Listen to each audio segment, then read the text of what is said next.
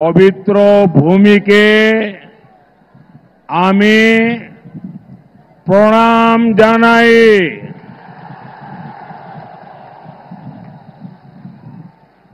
मैं पवित्र गंगा सागर को प्रणाम करता हूं। इस पवित्र तीर्थ में आप सभी का, माताओं बहनों का ये अनंत आशीर्वाद मैं देख रहा हूं। ये बताता है कि बीजेपी की विजय कितनी प्रचंड होने जा रही है।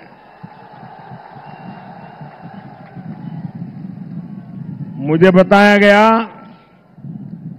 कि परसों साइक्लोन के कारण यहां बहुत बारिश हुई, मंडप बनाना भी मुश्किल था, कोई जगह भी तय होना मुश्किल था कि कहां पर कार्यक्रम करेंगे।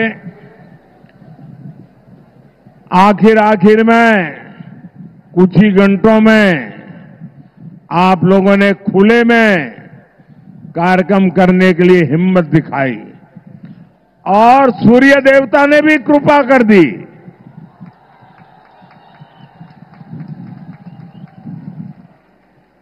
इतने कम घंटों में इतनी बड़ी रैली की योजना बनाना, मैं आप सबको हृदय से धन्यवाद देता हूं। ये तब संभव होता है जब जनता जनार्दन खुद चुनाव की बागडोर संभाले हुए हो। जनता जनार्दन खुद चुनाव का नेतृत्व करती हो, तब ऐसा दृश्य बनता है। मैं आज आप सबको शत शत नमन करता हूं। मैं आज आपके साथ ही कोलकाता के भी लोगों का आभार व्यक्त करूंगा। कल शाम कोलकाता के लोगों ने रोड शो में और उसके पहले भी और उसके बाद भी जो प्रेम दिया, जो स्नेह दिया, जो आशीर्वाद दिए, मैं ये दृश्य कभी भूल नहीं सकता हूं।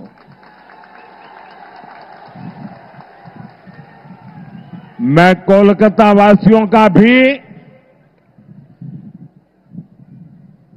इतना लगाव, इतना उत्साह, उमंग, इतने भरपूर आशीर्वाद जी भर के आज मैं उनका धन्यवाद करता हूं।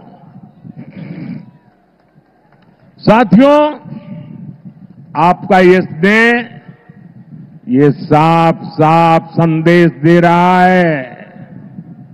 फिर एक बार फिर एक बार फिर एक बार फिर एक बार आभार, एक बार आभार, एक बार आभार, एक बार। साथियों, 24 के इस चुनाव में बंगाल में ये मेरी आखिरी सभा है। इसके बाद मैं उड़ीसा चला जाऊंगा।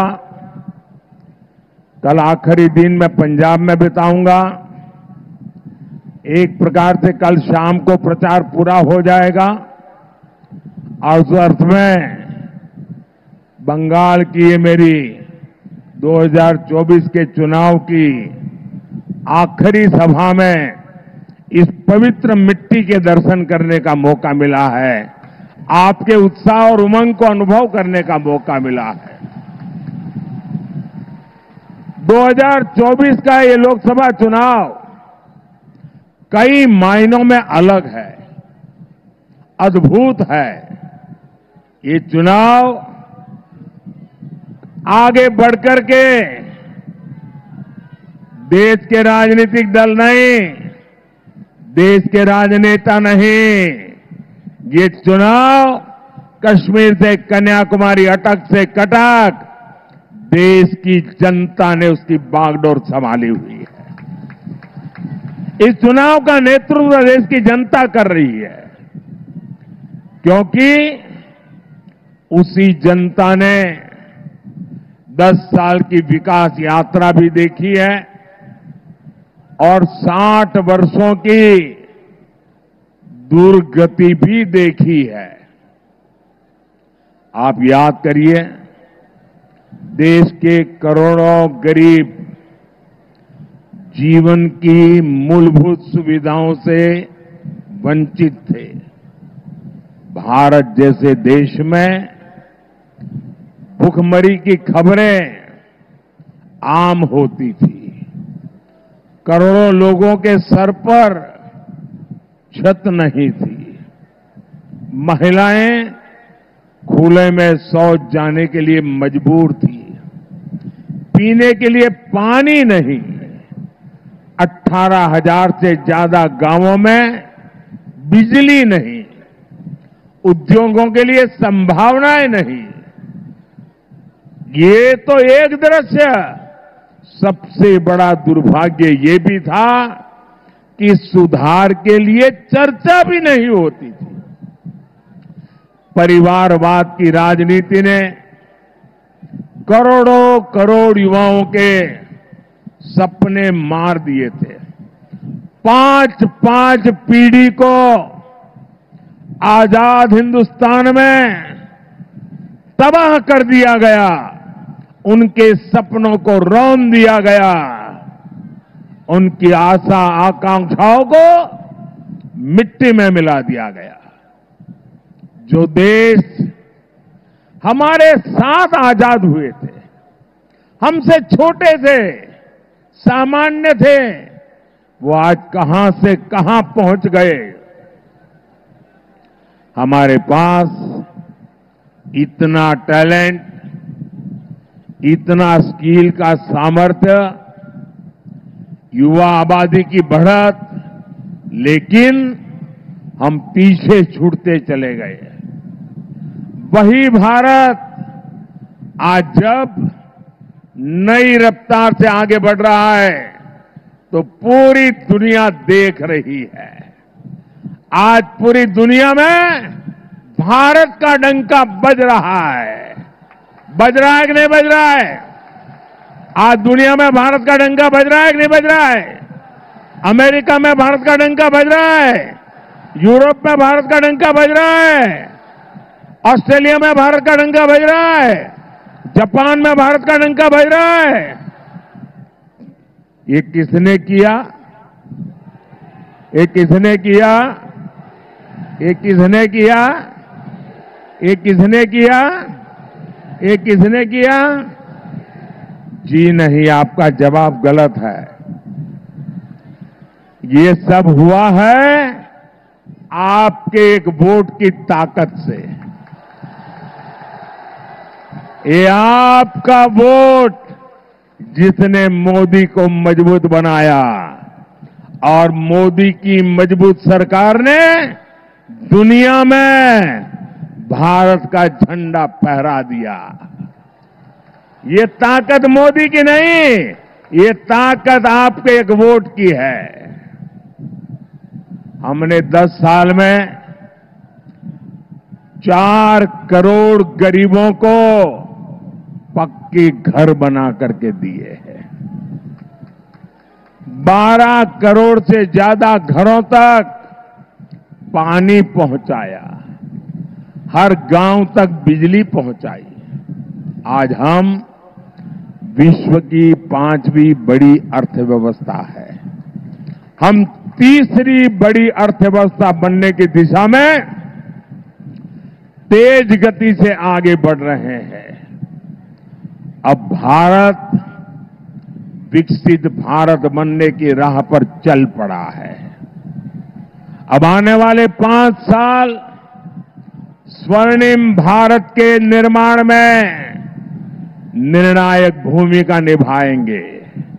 एक बहुत बड़ा टर्निंग पॉइंट है और इसकी शुरुआत 4 जून को होने जा रही है।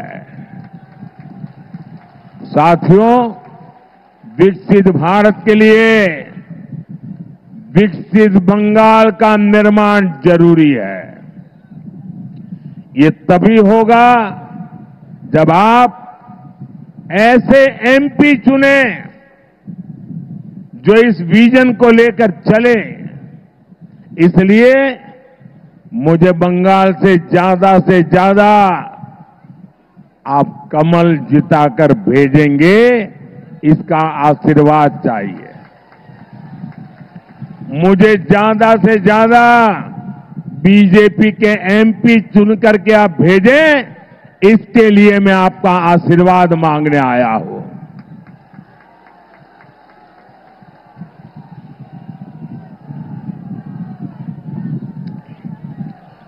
मैं आपको भरोसा देता हूं, मैं आपको गारंटी देता हूं, मैं विकसित बंगाल बनाने के लिए पूरी ताकत लगा दूंगा। साथियों, टीएमसी और इंडी जमात वाले बंगाल को विपरीत दिशा में लेकर जा रहे हैं। बीजेपी पर बंगाल के लोगों का प्यार टीएमसी को बर्दाश्त नहीं हो रहा है। इसलिए टीएमसी बुरी तरह बौखलाई हुई है।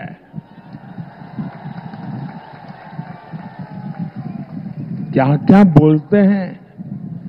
बंगाल के प्रति नफरत से भरी हुई टीएमसी के पास एक ही हथियार बचा है, एक ही हथियार बचा है, एटा होते देवो ना। एक ही हथियार, एटा होते देवो ना। विकास के जो काम मोदी करता है, टीएमसी कहती है एटा होते देवो ना। एटा एटा जरा जोर से बोलिए, एटा। हमने महिलाओं की सुरक्षा के लिए हेल्पलाइन बनाई। टीएमसी कहती है एटा एटा होते देवो ना। एटा होते देवो ना। हम देश की हर महिला को उज्ज्वला सिलेंडर दे रहे हैं। बंगाल सरकार लाखों एप्लीकेशन लटकाए हुए हैं। टीएमसी का कहना है एटा एटा होते देवो ना। एटा होते देवो ना। मोदी ने हर गरीब को